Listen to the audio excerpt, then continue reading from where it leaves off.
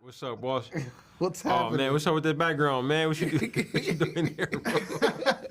Listen, I had to make it clear that Steph Curry isn't the only elite athlete that is attached to this project. Oh, my God, bro. Bro, I gotta tell you what they had us in here doing, bro. They asked him who would do better if we switch positions. Me and I go to the NBA, he gonna be a director. Who would do better? I said, bro, I'll be out there getting killed. But yeah, them Sac State days was long behind me, bro. It's like almost 20 years ago, bro. It's crazy. Yeah, but I bet it doesn't feel that long. I mean, listen, you look the same, so that's your credit. That's kind of you, bro. I don't weigh the same.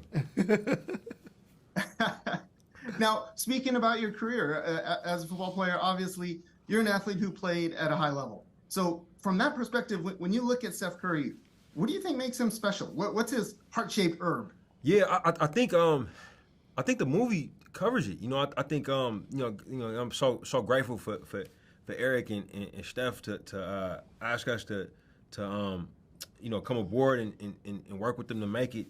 But yeah, our filmmaker Pete Nix, who runs nonfiction for us at Proximity, his vision of this was to tell a story about the power of being seen, the power of community, family, mentorship, and what that does for a person in terms of them realizing their maximum potential. You know, and Steph is a study, and I think his heart-shaped herb is his parents, his family, Coach McKillop, his faith. You know what I mean? Everything around him is what enables him to think differently, to look at the game differently, and to work on maximizing his skill set.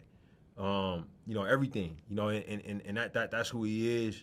He's empowered by those around him. He listens to the people who believe in him and not the naysayers. And that I think is that's the story that Pete tells with the film so well. Yeah, that's really well said. I mean, I'm a huge Hoops fan. And Eric, obviously you know Steph incredibly well. And what do you think is surprising about Steph that most people out there, even though he's so high profile, may not fully understand? I think it's the discipline of focus. I think he's created. You see his shooting, right? And obviously, there's a lot of hours that went into that. But Stephen has this discipline of focus of wherever he is at, he's able to focus on that thing. So if he's in a development meeting over at Unanimous, or if he's in, press for Underrated, or if he's on court, he's able to zero in and focus on the thing that he's doing. And I think this film really shows that focus. It shows how he can bounce, how he can do. How he can be at home and focus on family. He can be on the road and focus on winning, and he can also focus on writing this thesis paper that will allow him to graduate. And so, I think that is that's definitely what makes him special. Yeah, I definitely appreciate that. Which is, Ryan, probably why they asked you if Steph could maybe direct. Yeah. But speaking of directors, you mentioned Peter Nix, who I'm a big fan of. I chatted with him earlier about this film. What made him the right director to tell this story? Yeah, I think it's a great question. I have a personal relationship with Pete, so I know a lot about him personally. About what makes him tick as a person and as an artist, and I'm very familiar with his work. So for me, when Eric and Steph, shared the opportunity with us, I thought about it. I said, man, who is the right filmmaker for this? And I thought about the time that the timetable that Eric wanted to work on. The fact that we would have to access Steph during a time when he would be incredibly focused on his quote unquote day job, taking the Warriors to another championship, right?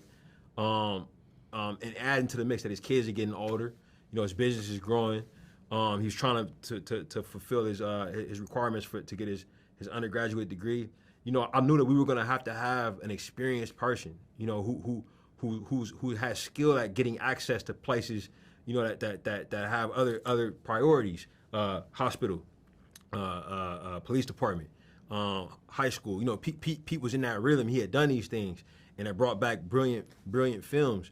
So I said, I think this is our guy. You know, I kind of brought it to Eric and Steph, and I obviously I didn't want to mandate it or anything because this is their story. They brought this to us. You know, wanted them to get to know Pete, meet him, see his movies, and thankfully they greenlit the idea. You know, and boy were we proven right. You know, like I think the movie just came together fantastically, man. And that verite quality to it. You know, you get these authentic moments. You know, you get Kevin Durant coming up to Steph after he breaks the record in an authentic moment. You get Spike Lee coming up to Steph at a Subway commercial shoot, saying, "Hey man, sign this for me." You know, like in everything else that was in it that was engaged so brilliantly. I don't know if EP you have something to add. No, that's absolutely right. You hit it for sure.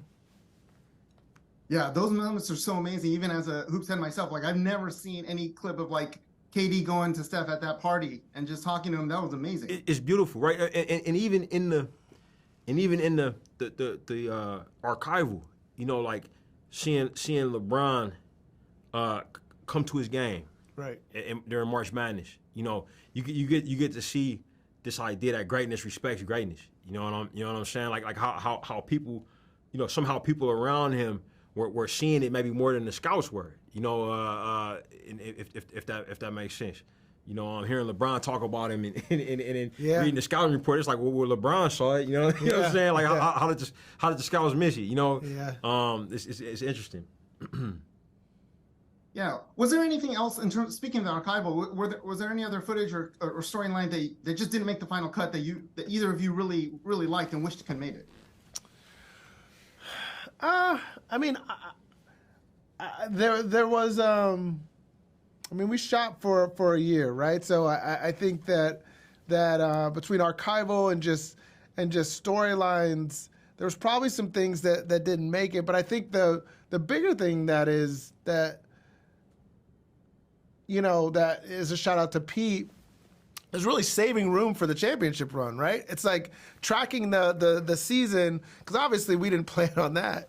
And so having that room and having that space and allowing all these stories to sort of come together, that's all directing. That is planning and strategizing and ideating and being open and making sure you're prepared to capture those moments before the run, right? Like there's a moment where he's watching the local broadcast and they're talking about his slump, right? That to be at that moment, that has to be juxtapositioned with the championship. Like that's what makes the film so well. Is like that moment is preparation. Like, and so that's a shout out to Pete Nix and the team. Absolutely, the championship. What a cherry on top for this incredible film. Congratulations to you both. You know, Ryan, man, I'm such a big fan of yours. Talking to you is on my bucket list. So, right on, bro. Great chatting with you. I appreciate that, man. It's nice to meet you, man. Thank you.